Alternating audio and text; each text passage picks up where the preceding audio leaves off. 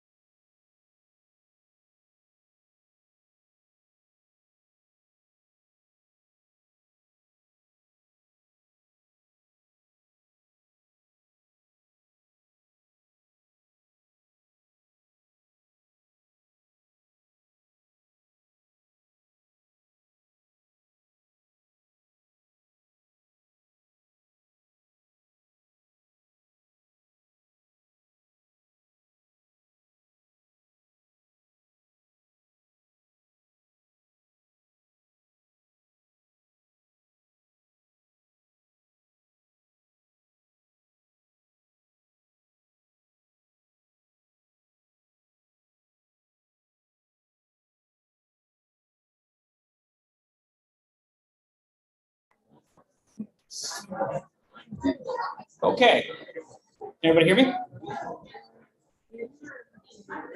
We'll get the party started. Welcome to the final award ceremony of 2021-2022. I want to congratulate everybody on finishing what I think is the most grueling preliminary round schedule of the season. 8 rounds, 2 days. After a year of not doing that is an incredibly difficult ask of all of you, but you made it work. I think everybody won a debate. I think everybody survived. We're all here at least, which is a good sign. So congratulations to everybody surviving pre-lit.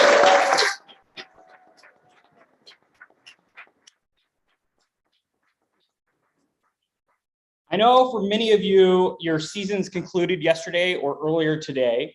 You should be proud of the accomplishments that you have done this year. There are not many students at any university across the country that can meet the rigorous demands of college debate. And I think that it is an incredibly difficult task, what we ask you. Debate asks more of you than any other activity on campus for sure. It's hard, it requires hours of research, preparation. You spend long days honing your skills, locked in a classroom for most of the year, never leaving your campus, never seeing the light of day. And so I think that the things that we have asked students to do over the last 2 years is very, very impressive. And so I started the award ceremony, the first banquet, wanting to congratulate those of you that are in your first and second years of debate, because I think that you all have survived the hardest time in debate. And the fact that you are here is incredibly, incredibly difficult to get to. So I'm very, very proud of all of you. I think when I reflect back on my time as a debater, and that was like 15 years ago at this point, I can honestly say that I learned more in debate than I think I did in any college class combined. I think that the time that you have to put into this activity is a huge accomplishment, while debating it's fantastic to celebrate individual and team successes. I think one of the things that the community tends to not do nearly as well is to celebrate the successes of those that sort of help make the activity function. So while I think that there are still 32 teams tomorrow, actually 16 teams tomorrow, and 4 novice teams, 16 open teams and 4 novice teams tomorrow competing, that will probably engage in some of the toughest debates of the year.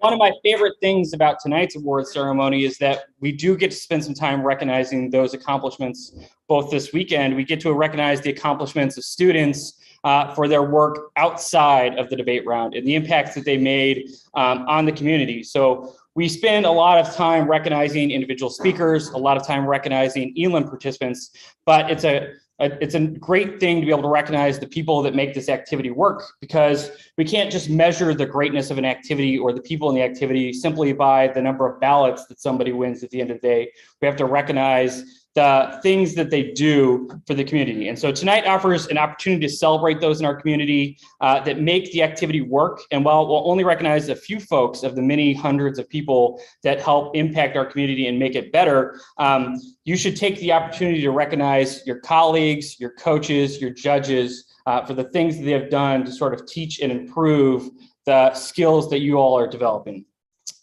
So one of the people we need to recognize, I think, first and foremost, is somebody that showed up tonight, which is awesome. And they dedicated 48 years of their life to George Mason debate. And so I think there are a lot of people in this room that probably would have never put Dr. Decker on their press sheet at the end of the year. There are a few of you that would, but the amount of impact that Dr. Decker has had on the debate community is phenomenal. I think that he has been a champion of novice debate. He's been a champion of debate in general, and to dedicate 48 years to growing and building the activity that you all are here today participating in, I think is an outstanding accomplishment. And we should give Dr. Decker a round of applause.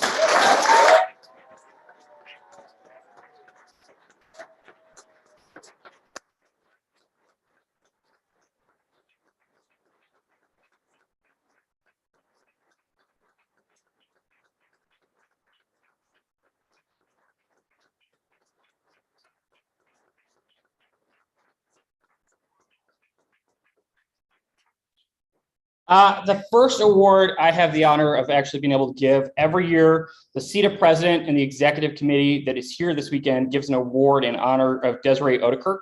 It's the Desiree Odekirk Service Award. And Desiree, like so many others that have come before her, have given so much to the activity, and they're no longer with us. So in the spirit of the award, I'd like to pause for a moment and recognize Desiree and those that have given so much to debate.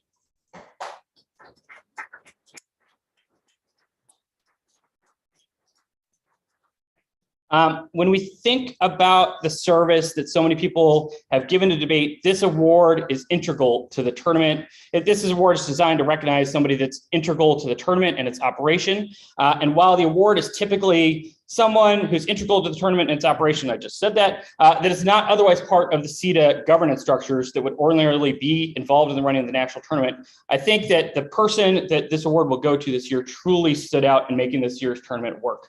The person did everything you would expect a host to do: get rooms, unlock doors, provide food. But Jackie from George Mason went above and beyond this weekend in every single way.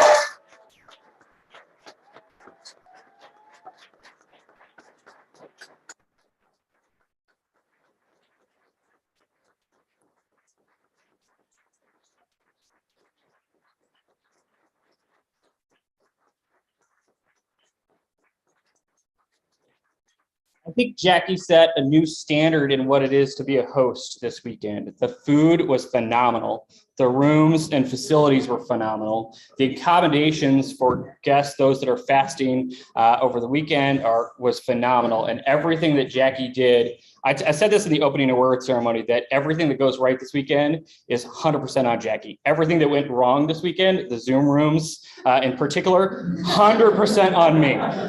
So those are things that I should have done weeks ago, and or not waited until the last minute to do it. But the number of things that Jackie did this weekend, I can't count it so many times. And I am so grateful that Jackie was the host for the first in-person CEDA after 2 years. I think that this tournament has been excellent, and we're all very, very happy to be here.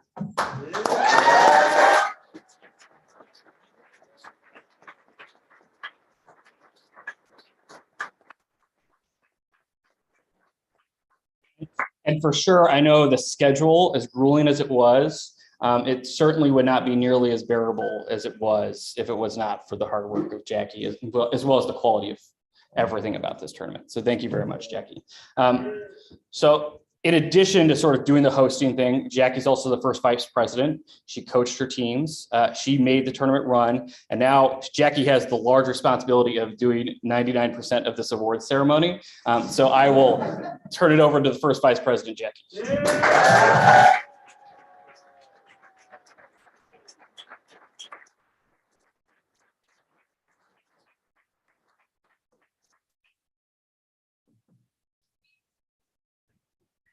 Hello.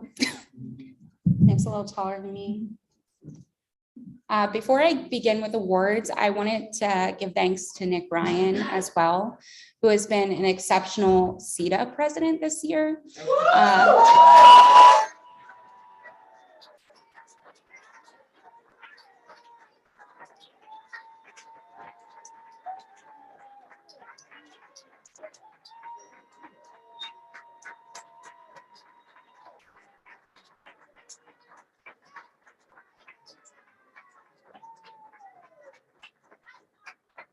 At a time when debate was genuinely struggling during COVID, and while coaches had to fight to retain programs with administrators, Nick's facilitation of a positive PR campaign this year for debate through newsletters, hosting letters after every tournament has been a genuine service to the community. And I know as a coach, I can say that it's been something my administrators have really enjoyed seeing after every tournament. His commitment to streamlining organizational processes and much more that you don't see behind the scenes is what makes tournaments like CEDA possible. Thank you, Nick.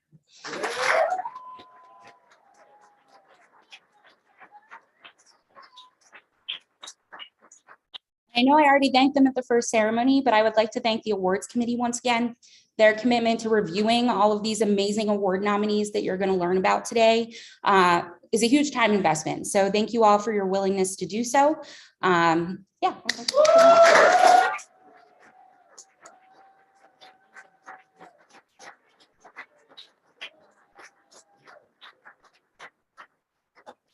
And then I personally wanted to thank all the coaches and members of Mason Debate.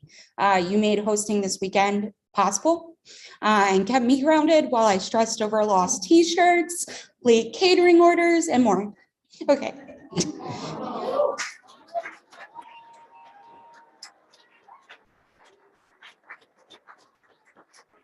Okay. Thank you. So the first thing I get to talk about are regional critics of the year. Something great about debate is that you get to learn from everyone that judges you. And the commitment that judging a single round of a debate is exhausting.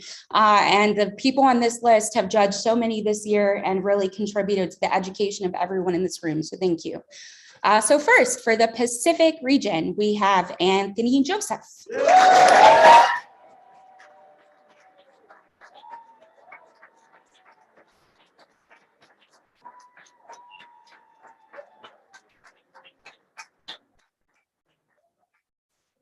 For the West, we have Brent Lamb.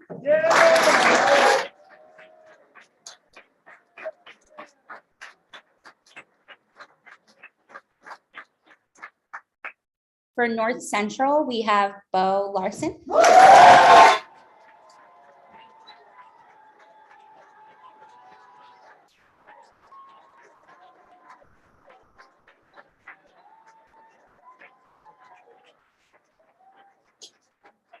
For Mid-America, we have Grant Colquitt.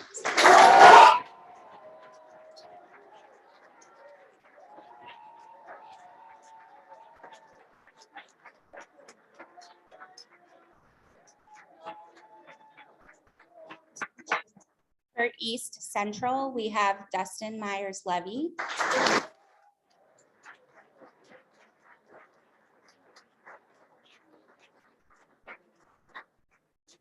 For South Central, we have Juan Garcia Lugo.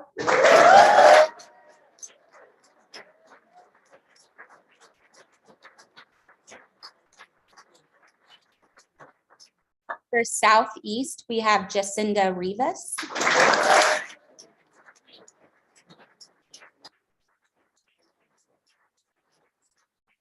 For Northeast, we have David Michael Woodward.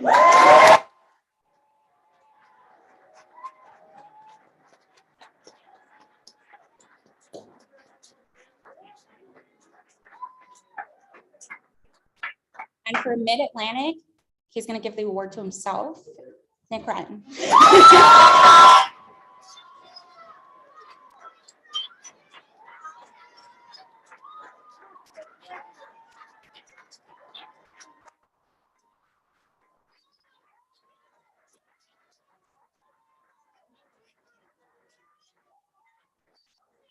Did you shake your hand? Okay. Okay, so next we have final round judges. Everyone knows this tournament is grueling. You've already debated a lot of rounds. Our final round judges have agreed to stay awake really late and judge a round that is going to be super exceptional. So let's give a round of applause, and we're going to do these one clap, if that's okay, for the final round judge panel. And I'm going to name them all. Actually, I'm just going to name them all and then we'll clap. Okay. All right. So from Pacific, we have Anthony Joseph. From the West, we have Carter Henman. From North Central, we have Bo Larson. From Mid-America, we have Grant Colquitt. From East Central, we have Dustin Myers-Levy. From South Central, Juan Garcia Lugo. From Southeast, Jacinda Rivas. From Northeast, Adam Lee. From Mid-Atlantic, Pablo Gannon.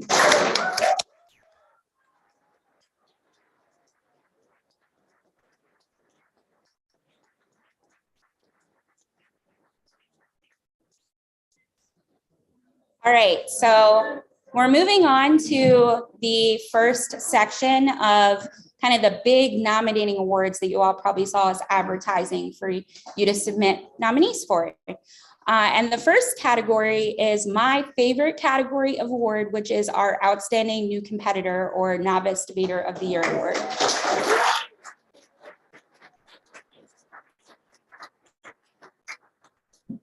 This award is for people who began their participation in interscholastic debate in college are in their first year of competition and are participating at the CEDA Championship Tournament. Applications to demonstrate growth and strong participation in the activity. This was a large amount of nominees, and it doesn't surprise me because the field of novices we have this year is exceptional. I would like to invite Mick Souders from James Madison University to present the winner.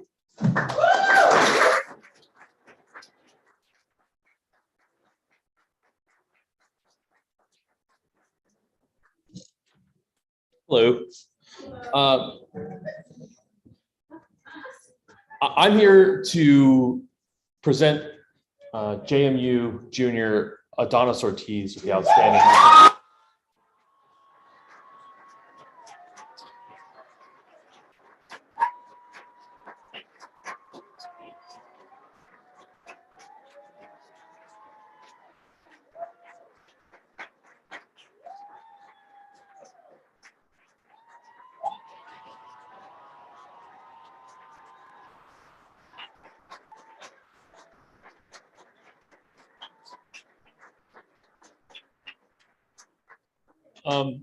It's no secret that we right now are in the most competitive region for novice debate in the nation.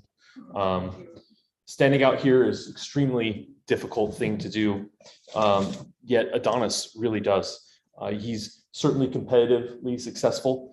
He's won 5 speaker awards, all in the top 5. He was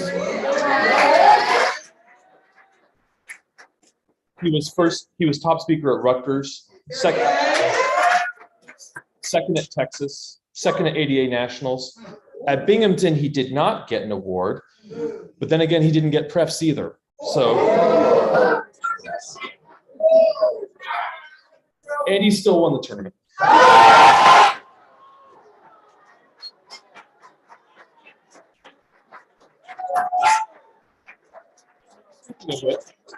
Speaking of which, he's won 3 tournaments, gone undefeated twice. And with this partner, Eric Pelletier won Novice Nationals of West Virginia.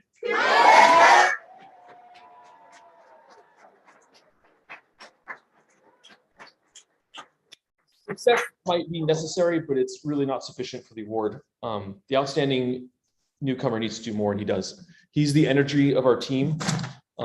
He's always hyped for debate. He's positive and encouraging of his teammates. He fiated himself vice president. We didn't really have an election. He's dedicated. This man lives 20 miles from our campus, works 25 miles in the opposite direction, misses our team meetings for work once a week, and is still one of the best debaters on a very competitive group of novices in a very competitive region in an extremely competitive year. He even drives our vans at the tournament sometimes.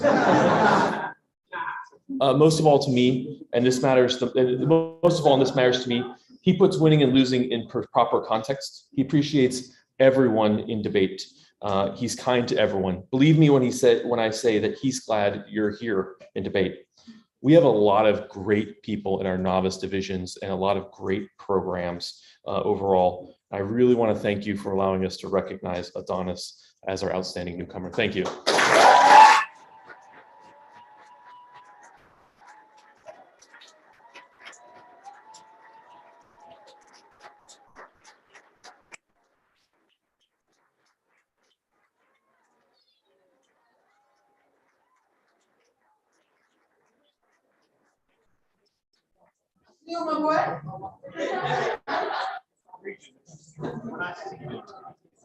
Thank you, Mick, and congratulations, Adonis, well deserved. The next award is the National Public Debate Award. This award is given to the Intercollegiate Debate Program, which over the course of the past academic year has best advanced the values of debate in the public sphere.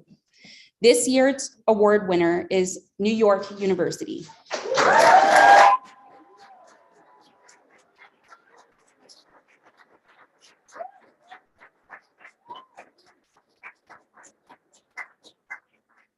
We will be posting a video to our website and the CEDA Facebook page by Director Will Baker describing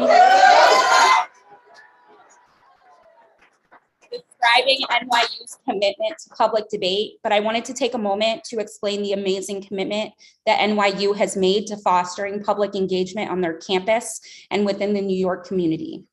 This year, NYU Squad will complete nearly 60 public debates with a total of over 2,400 intergenerational diverse audience members, as well as over 450 hours of community service for the International Public Policy Forum.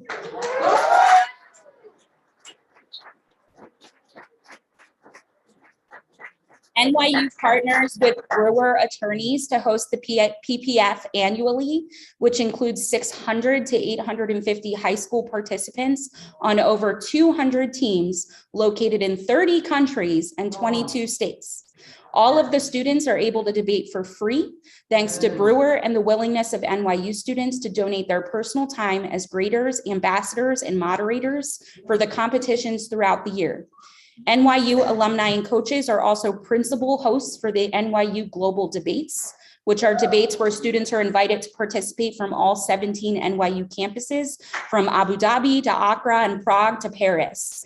Nearly 70 students participate annually, and the debates are judged by administrators, faculty, alumni, 90% of whom have no debate experience, to build a conversation on differing perspectives across campus. They've also partnered with the public library to provide technical support to seniors ages 55 to 91 who want to learn new models of accessible public debates and participate in projects. So NYU is really putting in the work that we say is necessary for that community.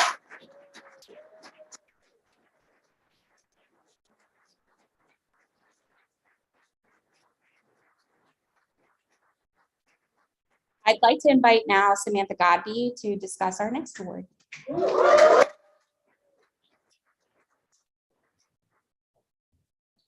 Hi, the next award is the CEDA Alumni Award. This award recognizes outstanding achievement, contribution, and service by an alumna of a member school. I would like to invite Devon Murphy to the stage to introduce this year's winner.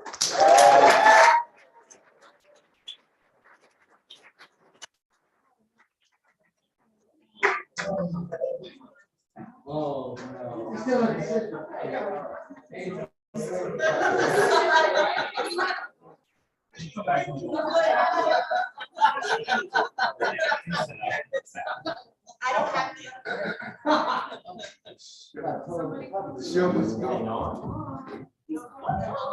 I think Groove may have had to go to the bathroom. Yeah, that's what we're gonna say. So we're gonna move to the next award and then come back. So our next award is the Brownlee Award, given annually to a forensic educator who demonstrates outstanding achievement in scholarship, education, and service to CEDA. The award is named in honor of longtime coach and founding CEDA member, Don Brownlee. I would like to invite Taylor Bro from Wake Forest to the stage.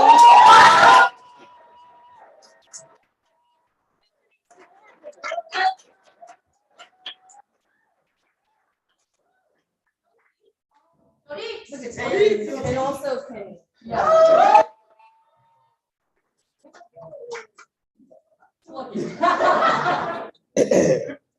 Hey, what's up?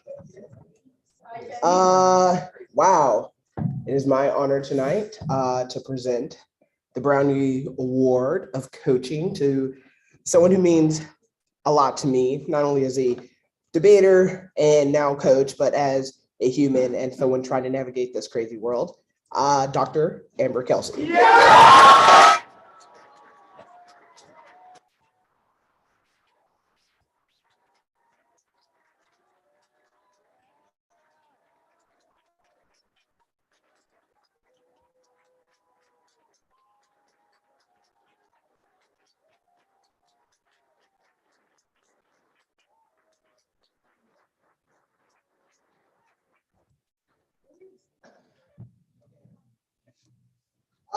We all know Dr. Amber Kelsey, a person whose scholarly work has achieved multiple accreditation in academia across fields of scholarly rhetoric and communication, who's coached multiple teams, debaters of NDT first round, CEDA champions, Baby Joe winners, the coach of innovative critical debate arguments, and created commonplace for critical debate arguments at every level of debate.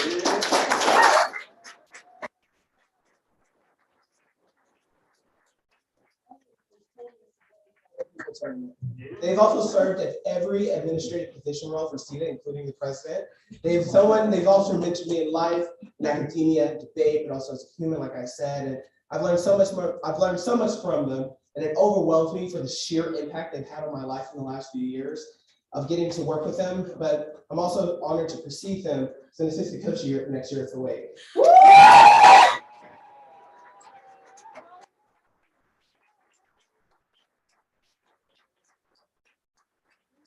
The debate community that over the years has been formative to my growth as a debater, coach, and person, but Dr. Emma Kelsey is at the top of that list, without a doubt. Because even to this day, I find myself still gaining wisdom and guidance in my life because Amber's dedication to community, and community meaning the people who are in this room, and when we leave the space, when we leave debate, how are we operating, I think speaks to Dr. Amber Kelsey's not only dedication and passion for this debate, but the effect that was felt from generations to come. At my first college debate tournament in 2015, Amber was the first debate person in the elim to just walk up to me in the back of Q and Scion's round. And just came up to me with the SRB, just introduced himself. And I think that was a moment of the cosmos being like, this person is going to change your life. You just don't know why now, and you don't have a really vocabulary to know why, but it will happen. And I think that this really speaks to a lot of the letters that we got in support of Amber Kelsey, right? One quote says that, I bet if you ask every student from across the country, who's the coach on another team that makes the biggest impact upon you? I'm confident the answer is Amber Kelsey.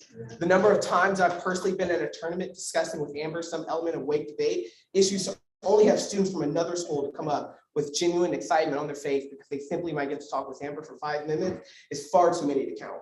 This speaks to not only the reason why I think that we all have taken into account Amber's kind of teaching when we say we care about each other as people first here at Wake Debate, because those things are very important. Not only getting to know each other as people, but as debaters in competition, right? Brings out the best of our arguments. I think that this is even more true with another quote that says that every team in the nation has a Kelsey 19 card. Almost every team that this year in college has told me that every Kelsey is prepping their top 10 at each tournament they go to. A good friend of mine who debates at the University of Kansas mentioned me at the Texas tournament, they always prep Amber as their ordinal one at all tournaments, not because Amber hats for any argument or is good for certain arguments, because Amber gives the greatest feedback in RFDs. They learn from her every time she judges anyone. And I think that this is important because not only does it speak to why I think Amber has taught me more about debate outside of the aspect of critical debate, but also because it showed me how to be a better judge and coach to people in this room. And I think that that's something that speaks to something I don't think a lot of people think about once they go into coaching, that Amber truly, does as a sensei to me, in a lot of ways. It shows me how to be communicable to debaters, right? Shows me when I'm in the wrong and how to be held accountable to when I'm in the wrong, to make space for being wrong in order to learn and grow and to teach my debaters how to learn and grow. And I think that's something as a coach that I am indebted to Amber for, but also as a human being. And I think that this award can not have been made any more important than it is now. Now it's being awarded to Amber Kelsey.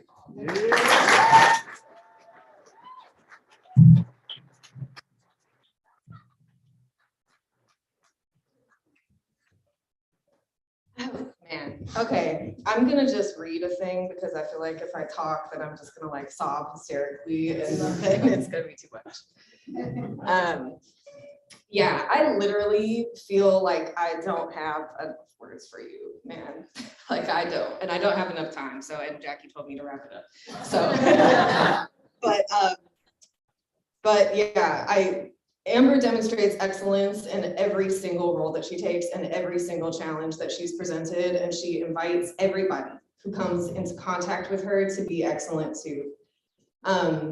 It shocks me endlessly that Amber has not received the Brownlee yet, and I can think of very few people in this activity who are more deserving of the recognition than her. And the beauty of CEDA, I feel like, is that we get to, is that we get to acknowledge all of these labors that so often go unacknowledged at this tournament. And I mean, it's just an award or whatever, you should put it on your tenure application, all of that stuff, but it's also, but it's also yeah, we just fucking see you. I met Amber during the very beginning of my college career. She judged probably one of the most important debates that I ever had. It was the first time that I ever broke at a big national tournament. It was the first big win that I had against a first round team. And the feedback that she gave me in that debate continues to inspire me in my scholarship and my sense of positioning in a history. Following that round, Amber became a mentor to me in ways that far exceeded any role or obligation, like was not obligated to me in any, formal capacity at all. But she answered my phone calls. Sometimes she flaked, which is understandable, but mostly she answered my phone calls. When I was struggling with something that I was reading, she continued to give me RFDs that always pushed me to dig deeper, think further, and to clarify what was at stake for me. And she taught me so much of the institutional and informal histories of debate that transformed what I could envision for myself in this activity. She taught me how to think with others and come to conversation without having your ideas fully formed already, trusting that the sharing of thought itself would take us somewhere important and meaningful. She taught me about queerness, about anarchism, about refusal. She introduced me to categories of scholarship and thought that I never knew existed before talking to her. And to the extent that CEDA is about transforming what we think is possible in this space, and this is why the People's Tournament will always have my heart, Amber embodies that transformative capacity for so many students. I'll skip this part, but Amber won Critical and Cultural Studies Dissertation of the Year for her dis.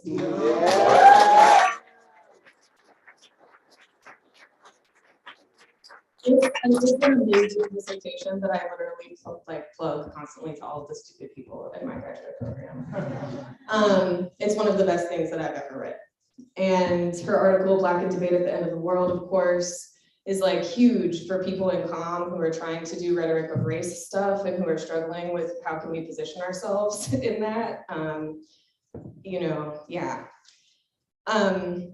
And Amber has served on a ton of thesis committees for debaters and debate coaches, and she's also often a voice behind the scenes. Like when I wrote my MA thesis, Amber offered to read chapters and think through them with me, even though she was not on my committee and was also working on her dissertation and was also coaching excellence, including multiple first rounds, and was also having an incredible emotional wingspan for all of the students at Wake and literally, holding the team together and all of the shits.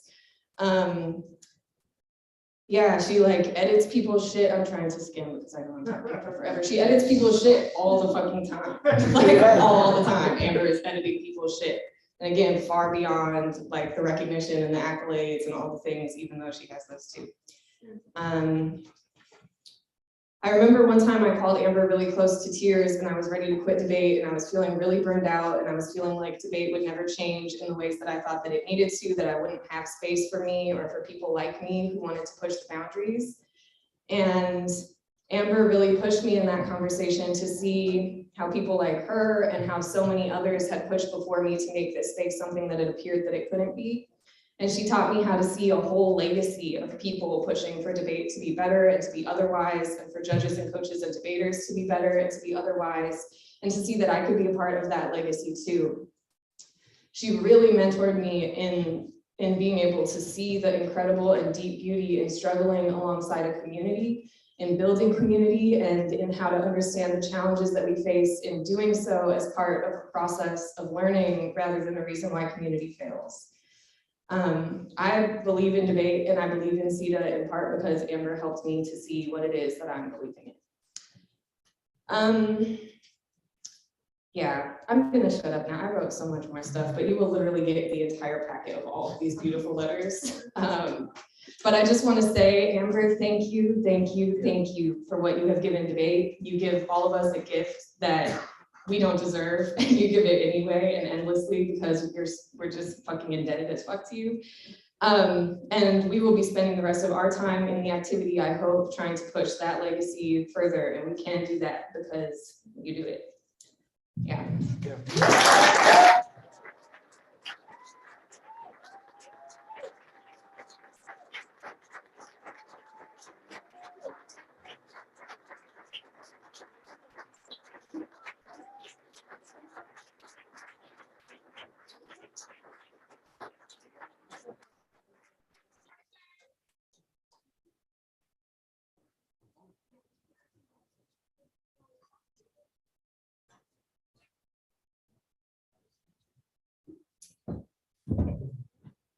The next award is the Galantine Award, and this award is named after Rebecca Galantine and is designed to recognize an outstanding female debate coach in CEDA. The ideal candidate can demonstrate service to programs in the organization, community building, and competitive success. To honor this year's recipient, Hannah Call.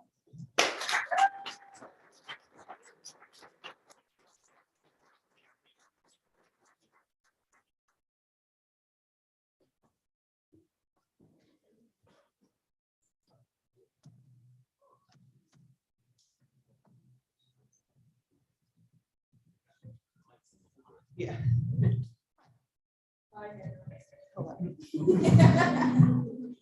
It is my honor to present Dr. Jackie Popes with the 2022 Galantine Award.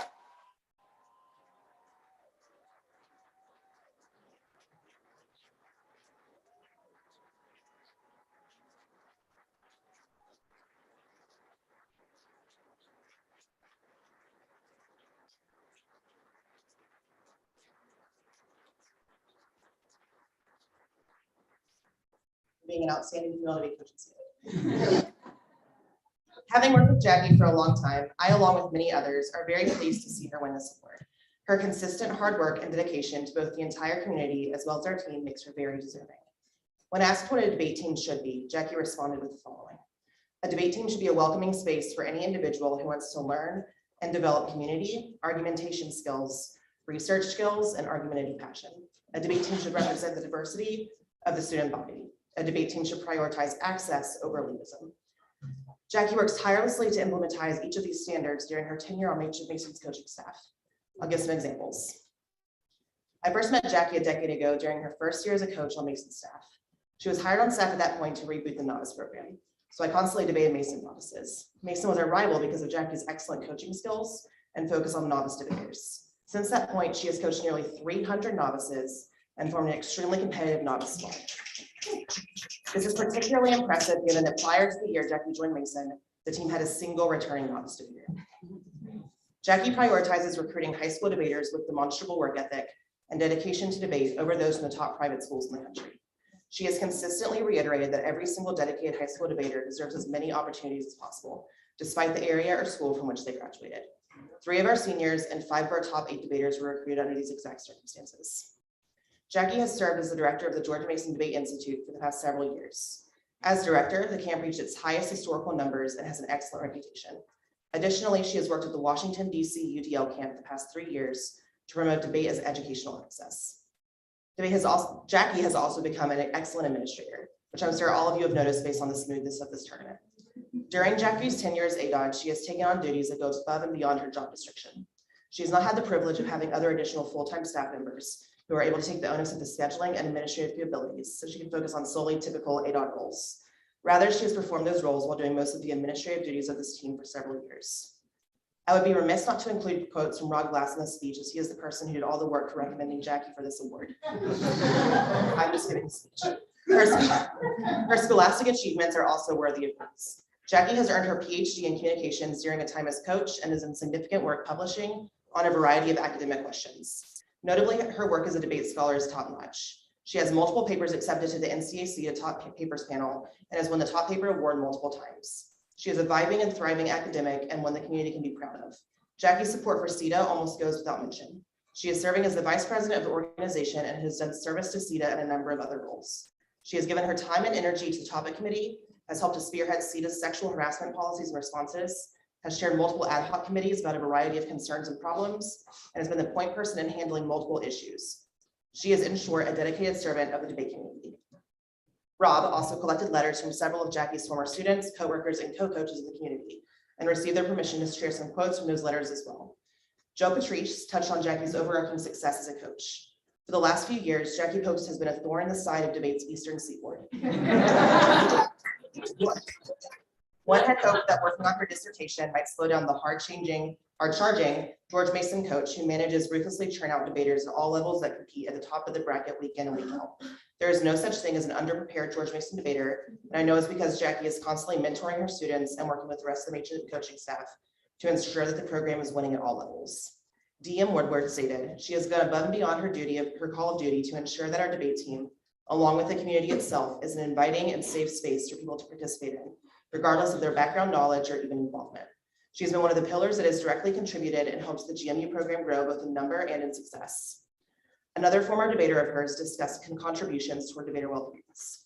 I appreciate her emotional support. When I was first reconsidering my participation in debate, she was always there to talk to me and remind me that I didn't have to face anything by myself and that she was there to help me out.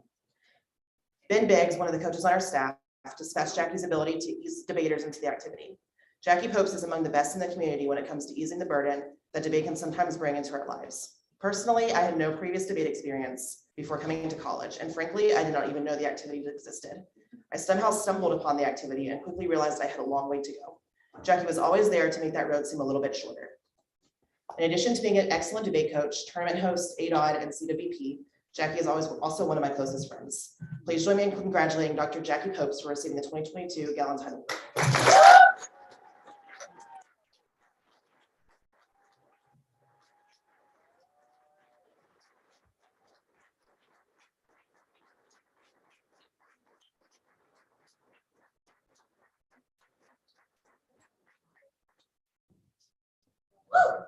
The next award is a redux. We're going to do the CEDA Alumni Award, which recognizes an outstanding achievement and contribution and or service by a CEDA alum. To give the award, Devon Murphy.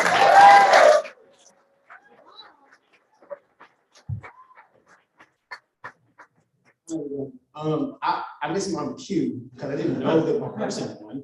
So I'm actually really excited to give this person an award. I'm giving the 2022 CEDA Alumni Award to Chaz White. Okay.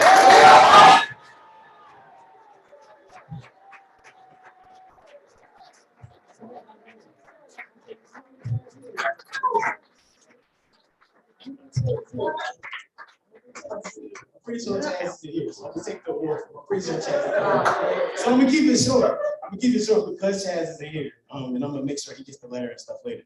I think there are two things. I wrote two reasons why I think Chaz deserves this award, and they're big to me. I think for a CEDA alum, you need to have an excellent knowledge of debate, and I think Chaz's understanding of debate is marvelous. He knows so much about the core stuff, the claim-born impact so well that he's able to teach novices, teach JVers, and the top-tier debaters not only how to learn and make debate better, but also how to make their arguments great.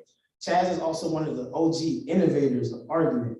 If you don't know, then that means you never played spades in the debate.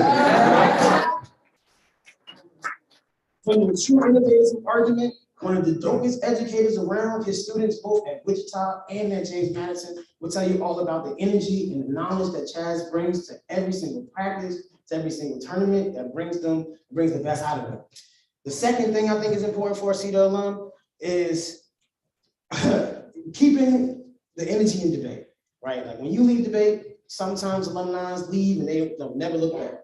Sometimes alumni leave and they look back so often and they volunteer their time and they want to make sure that the next generation of students are better than the last generation of students. Make sure that everybody's safe, helping young students feel better about being in the community. And Chaz is exemplary of that. He taught his high school students, a lot of them are in college now, how to feel comfortable with themselves and find their voices in argument. And he even teaches the college kids that he works with now how also to feel comfortable with themselves and find their argument and find their voice and feel comfortable with their voice. And that's the kind of alumni that we need to have that uplift the people behind us and make sure that they know that they can be special, they can find their voice. And for that, two reasons, that's all I need. Chaz gets the award for me.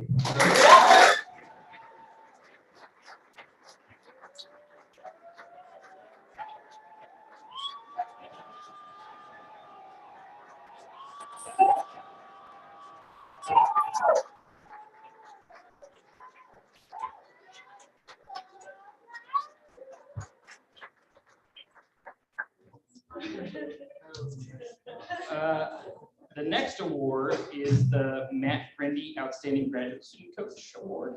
The award is intended to recognize excellence in graduate and professional institutions, as well as their work as coaches. So we'll welcome Mick Souders to present this year's award.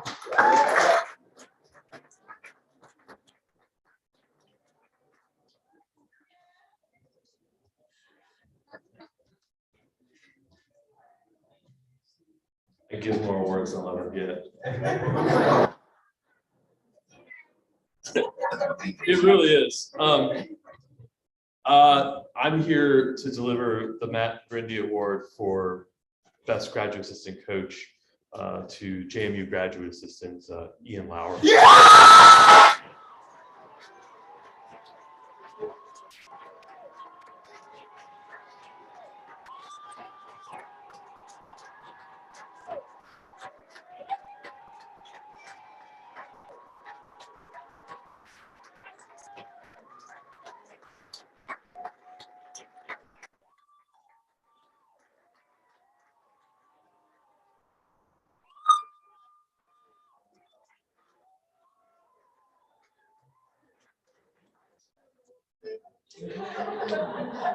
I'm gonna talk about Izzy in a second here, but I was fortunate enough to know and debate against Matt Grindy, and I always admired his commitment to his students when he became a graduate student and ran a program functionally on his own. He's a fellow product of the Pacific Northwest like me, and Matt's character was his defining feature, even if he did beat me on Spanos one time. It's low, I know. I've been really fortunate in my directing career to have really great assistant coaches. Many of the assistant coaches and graduate assistant coaches I've had, you might not know today, and you might not even have known them when they were actually coaching, but they all had one defining feature of good assistants, and that's a love of debate. You probably already know this, but debate in its compensation for assistant coaches, its graduate assistant coaches, and even its ADODs is really not a just or fair place. Our assistants in particular labor long hours, they travel weekends, expend huge amounts of emotional energy only to be paid really what are poverty wages by what our universities deem fit. And that's just the situation. These coaches, all of them are powered by a love of debate and the good of the students that they're coaching. The debaters are often closer to their assistants than they are to old directors. And while I think that means that most debaters appreciate their assistant coaches' contributions, we might often forget the sacrifices they make to make those contributions as a group overall. And again, I've been lucky to have great assistants, but I've never had a graduate assistant make the impact that Izzy Lowry has made on my program.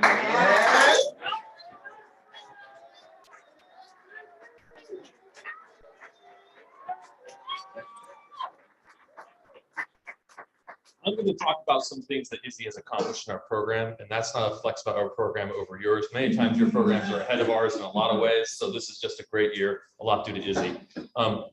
At the start of this weekend, or at the start of this year, we had a really high turnover in our program. We lost 3 of our 5 coaches, 2 of our 3 full-time coaches. We had an incoming class of 20 novice debaters. Originally, that kind of got sprung on us. We were actually told by our department that we didn't have to do very much in debate at all. We were told like we could just like really mellow out and do nothing. But we ended up with all these people, and we ended up with a situation where we had a lot less resources, but a lot more demand. And I asked Izzy, sorry, Izzy, almost entirely on his own to develop the novices. I told him I'd turn it over and he'd do it by himself. His impact on our program has been absolutely unbelievable. We've had 5 novice top speaker awards. We've won 6 novice tournaments. We've won novice nationals without a single one of our teams in the elims being knocked out by an opponent.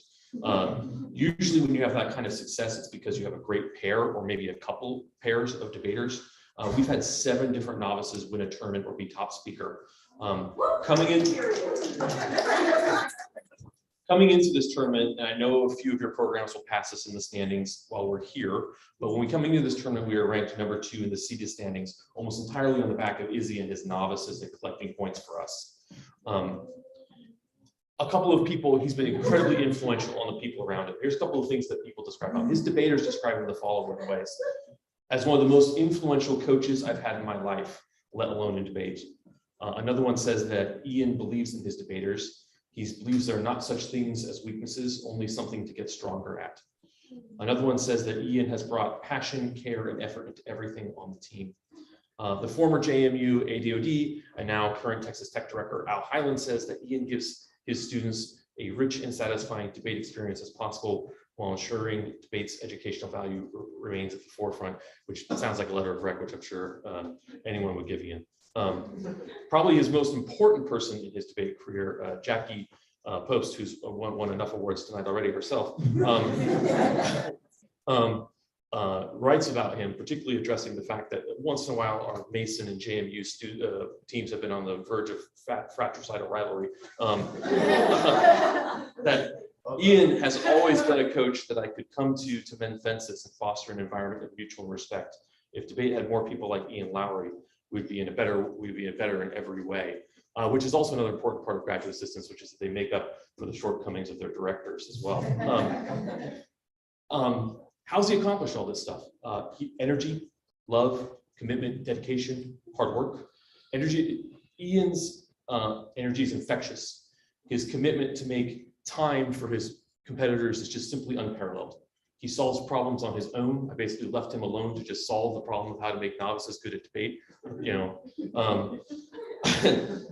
it worked. Good director knows how to put people in the right places. And those who may not know me may be shocked. Those who know me know this, but those who may not, I'm not really a pep talker. But Izzy has boundless energy and positivity, doing what every director needs. Like I said, making up for my shortcomings. Without Izzy, none of our year here would be possible. He's a benefit to our community. Like I mentioned about novices, there are so many great graduate assistants in this community who do most of the backbone work of this activity. And I really appreciate that we were able to give an award, which means something to me because I knew Matt, to somebody that I think has been a major contributing, Izzy Lowry.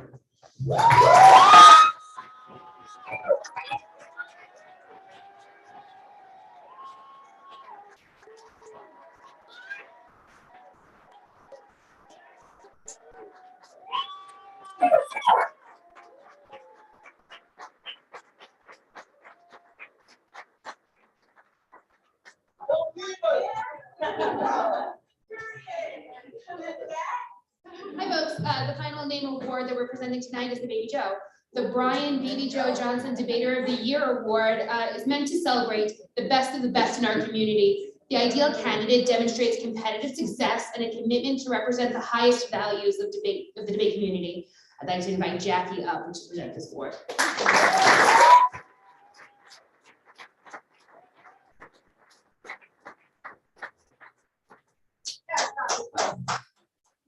I have been thinking about how to give this speech for 5 years.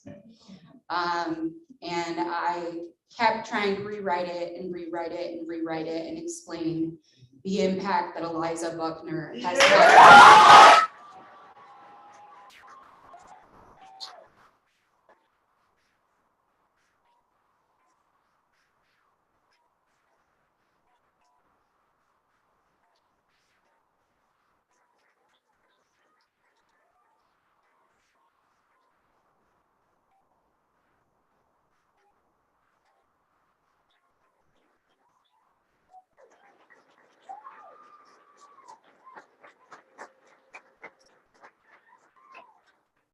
Most of the speech was written notes that said, don't cry, don't cry, don't cry.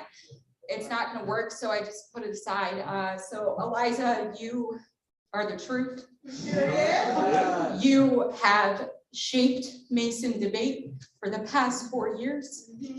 You have made our team better, not just on a competitive level, but every level. You have made our debaters better people.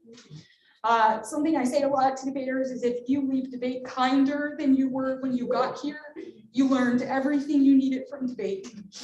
And Eliza,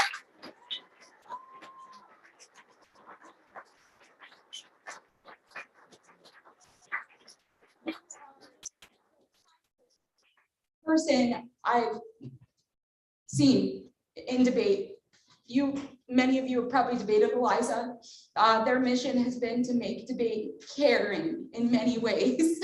It's a lot of work to make debate caring in so many ways. We know this, and Eliza puts the effort in to shape debate Eliza works with JV debaters to teach them about critical theory when they want to move outside of planned debate. Eliza has done multiple service or things outside of debate that you don't know about. When I met Eliza at the GMDI, this is actually a funny story, so I'm not going to cry when I say it. We had a residential advisor at the camp, and I had told her, like, you got to make sure that debaters don't sneak out, right? Like, we're a camp, we got to be safe.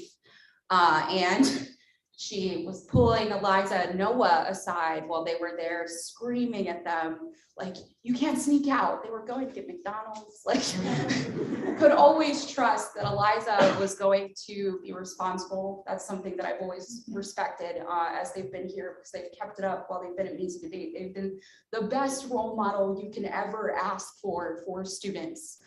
They've been the captain, co-captain this year, co-captain last year for the last 2 years for Mesa Debate, nominated by the debaters, because they are the person that you want to be what debate is. And Eliza, I wish you all of the best. I know you will be the best. And I am so proud of you.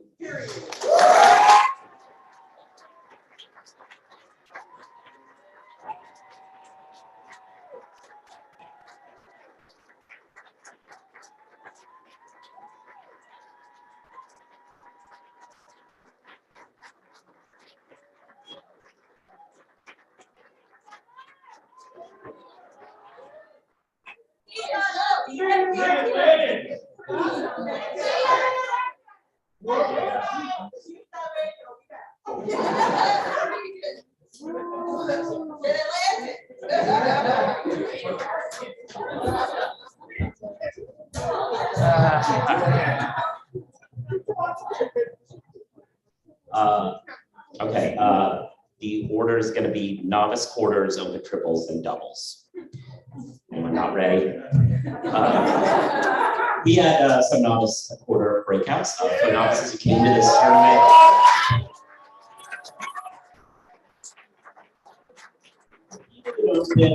And took some beatings from some open teams, but learned a lot. And we also have a breakout tournament for them to keep competing. So we had quarters, this, and here they are. On a 2-1 decision, Liberty BH on the F defeated James Madison WH. So a novice quarters award to James Madison's Generite and Abby.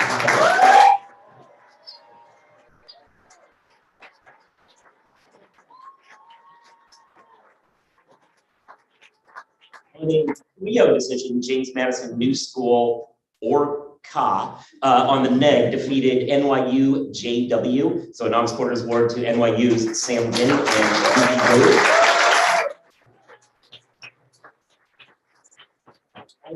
Also on a 3-0, Houston GN on the neg defeated NYU LA. So a novice quarters award to NYU's Jessica Lee and Linchina Ward.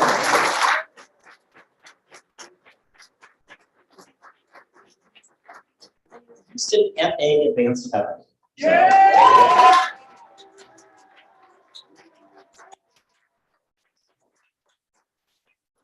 We had 3 partial triple debates.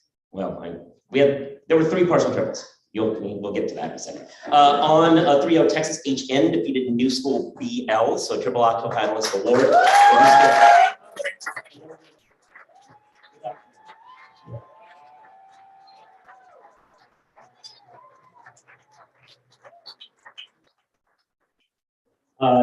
Houston KL defeated Minnesota AK on a forfeit, so a triple octo finalist go to Minnesota Fairbanks and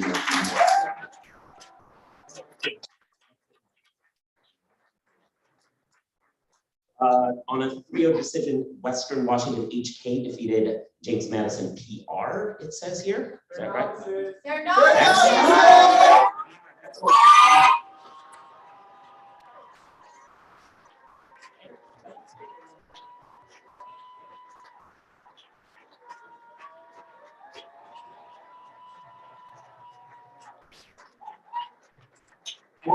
And that's the asterisk I had here, and I didn't understand what that was. So somebody was trying to get me to know that. Okay, on to open doubles.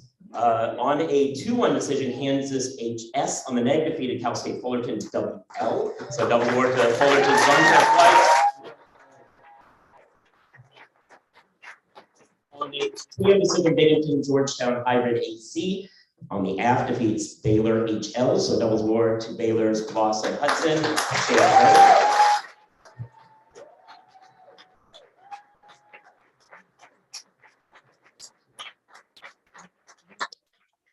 On a 3-0 decision, Central Oklahoma HW defeat on the neg defeats Harvard UMass Hybrid GM. So doubles award to Harvard Christopher Hill.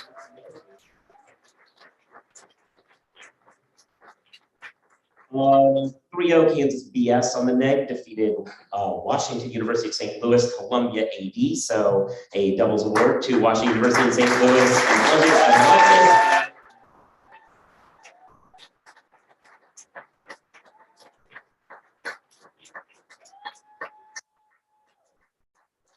On a 3-0 decision, Michigan MM on the neg defeats Iowa PS. So doubles award to Iowa's Robbie Putney and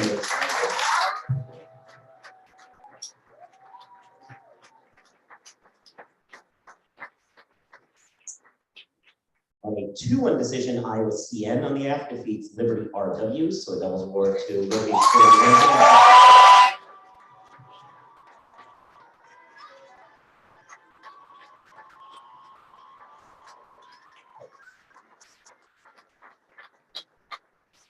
On a 2-1 decision, Wichita State PH on the aft defeats Emporia State KR. So it doubles award to Emporia State's Brett Panzier.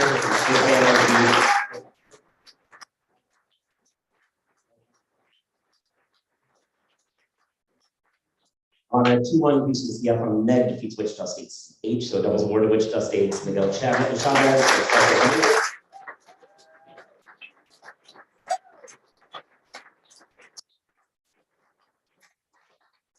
A 2-1 decision, McAllister Oakton Community College KT on the aft defeats Texas AL. So doubles award to Texas's Brock Anderson.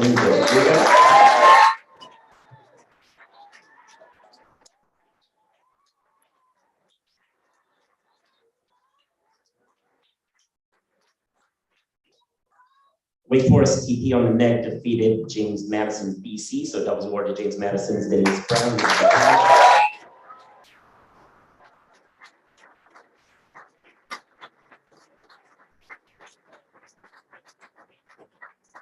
George Mason BG advances over George Mason Weaver State Hybrid PP. So doubles award to Mason Weaver.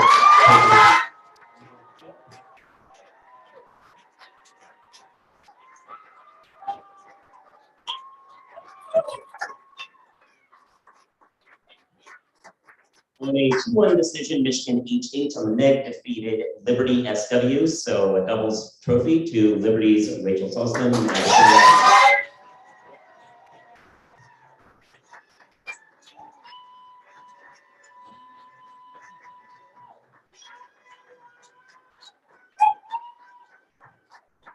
On a 3-0 decision, Kentucky WM on the neg defeated Wake Forest BD. So a doubles award to Wake Forest.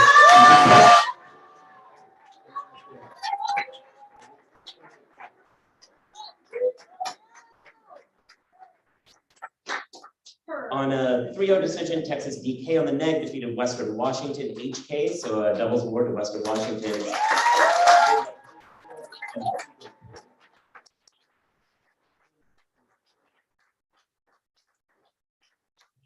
On a 3-0 decision, Wake Forest BT on the aft defeated Houston KL. So a doubles award to Karen Khan.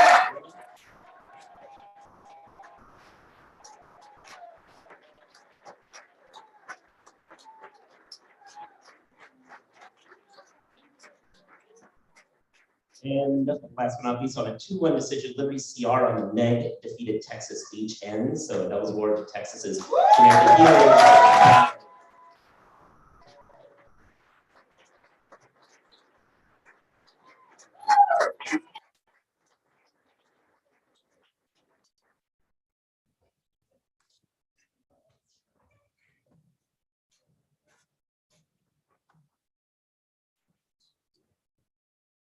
We have a lot of speaker awards as well.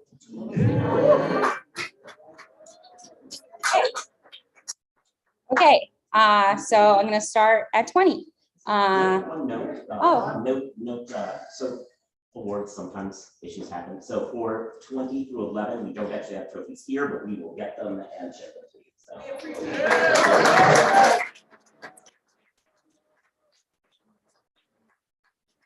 Joe told me to say that and I forgot.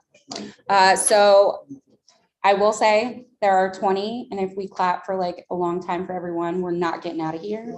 So we're gonna clap once, and then at the end, a real long one, okay? All right.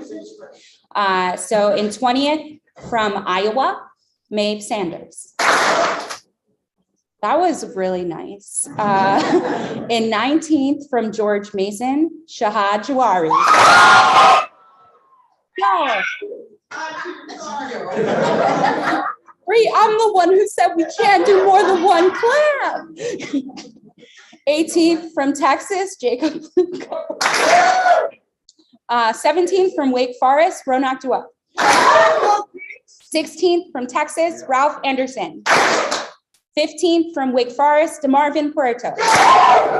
14th from Wake Forest, Eugene Breslin. 13th from Houston, Patrick Fox. 12th from Iowa, Ryan Kavanaugh. 11th from Fullerton, Vontrez White. 10th from Texas, Arnav Kashow. 9th. Yeah.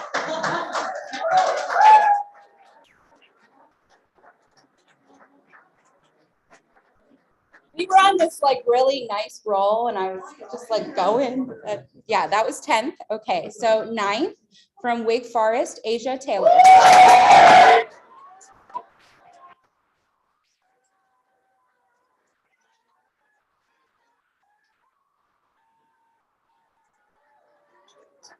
8th from Wake Forest, Aida Batley.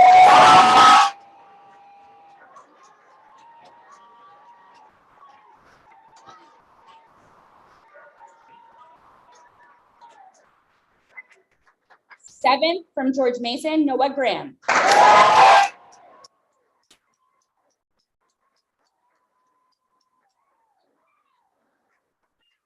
6th from Texas, Het Desai.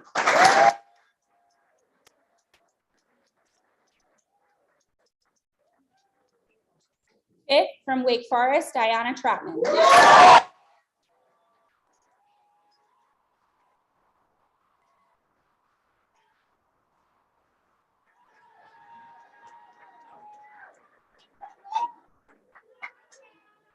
4th from Iowa, Subi Namakura.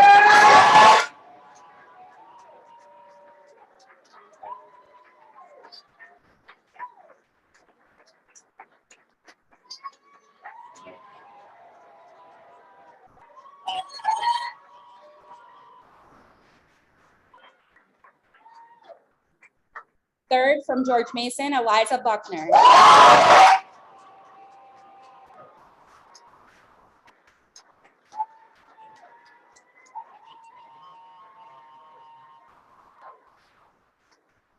2nd from Liberty, Kat Kazo.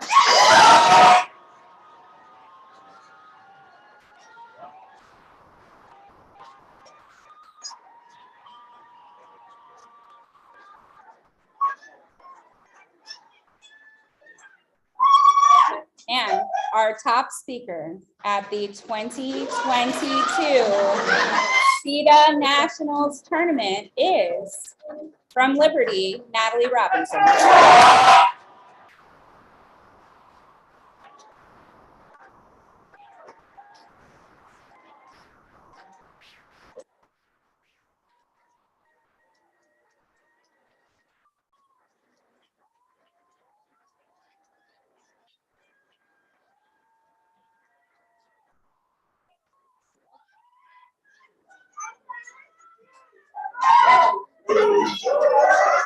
This is CEDA.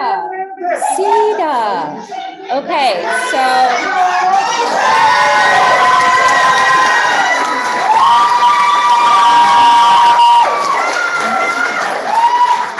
all right, so normally at CEDA we coordinate a photo with the top 20 speakers. I believe there were some that were online from that list. So if you received a top 20 speaker award, I would like you to send me a photo of your choice of yourself, and I will create a collage. Make sure it's nice, okay? Like something you would want posted on a website. And the second thing, if you are here in person and you got a speaker award, stay after. I'm gonna take like a second one, okay? With that, I'm gonna turn it over to Nick and Catherine for some end of the night. I'm gonna jump in. Oh, sure.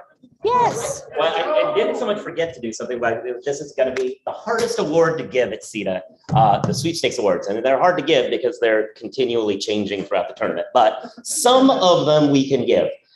So I've got some of these over here, if someone can help me. Well, let's begin with the Junior College Sweepstakes Award. These are the sweeps for the most points throughout the season across divisions by community colleges and junior colleges. There's no trophy for second place, but we will acknowledge St. Mary's came in second this year. And in first place is Johnson County Community College.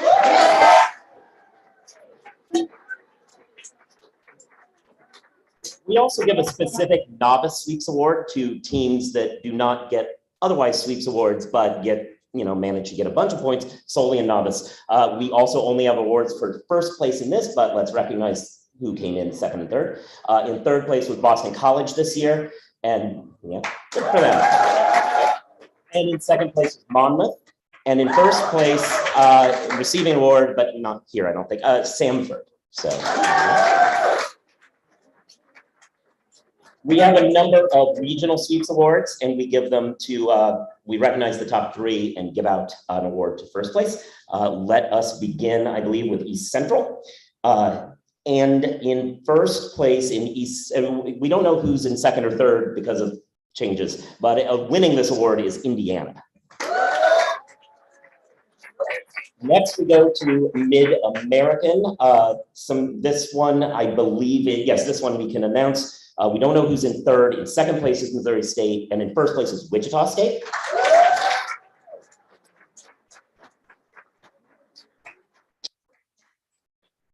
Mid-Atlantic, we can award. In third place is Pitt, second place is Navy, and in first place is Georgetown.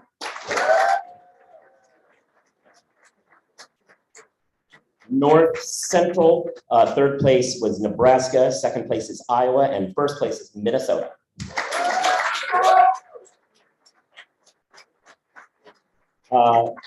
In the Northeast, we can't give an award yet. In the Pacific, third place is Berkeley, second place was Fullerton, and in first place was USC.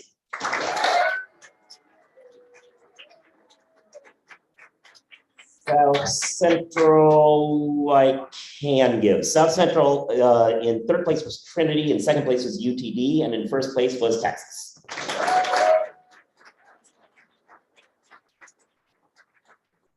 Southeast, we cannot give yet. But finally in the West, third place was Western Washington, second place was Wyoming, and first place was Gonzaga.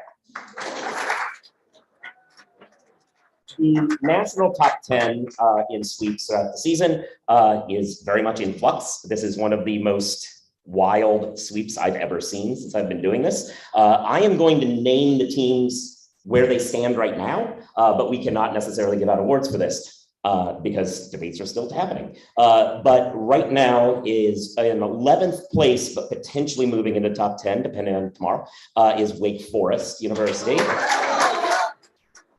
In second, 10th right now, only 1 point above them is Harvard. At that point, at 9th is currently Dartmouth. 8th is Emory. 7th is Northwestern. 6th.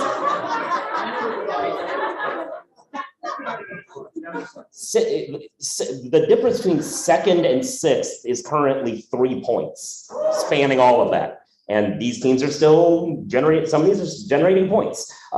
Kansas is currently in that 6th place. Currently in 5th is the University of Houston. 4th place is currently George Mason. Second place is a tie right now between James Madison and Liberty. And the only trophy that I can actually give out of the national top 10 is first place, because nobody can catch the University of Michigan.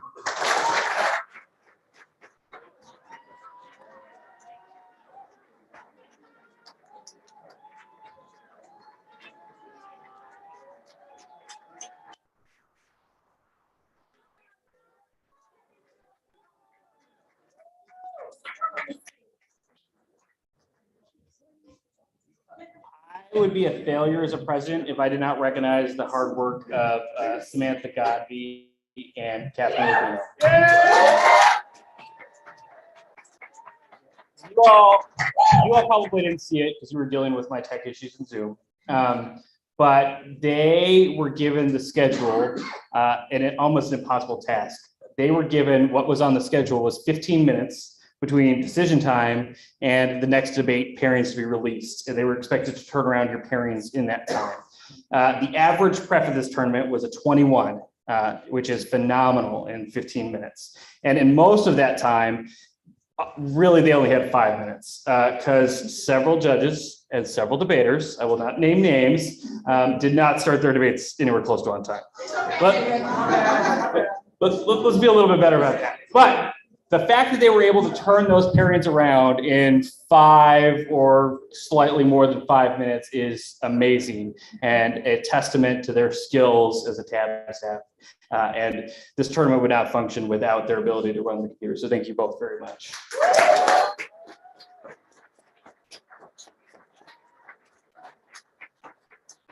In addition to that, the OCTA's list of judges is currently out. There are no spare judges that are not being used. So everybody on that list, we expect you to show up for that debate at 10 a.m. I think it's the start. Strike cards for that debate are at 9 a.m. They will have 10 minutes. So you will have 10 minutes to be able to strike a single judge. The OCTAs will have 5 judges on those panels, and then the pairings will be out for the novice semis as well as the OCTAs at 9:15. And then those debates will start at 10. So all the judges on that list expect to judge because there are nobody else. And everybody else will be on strike cards. So there's not an option. Okay. I think Catherine has another announcement. 9 p.m. There are a couple of parties going on. For the student party, it's in Salon A. For the coaches party, it's in the Monticello. There's a cash bar. So let's go. FYI. Nice. Is that everything? Have fun.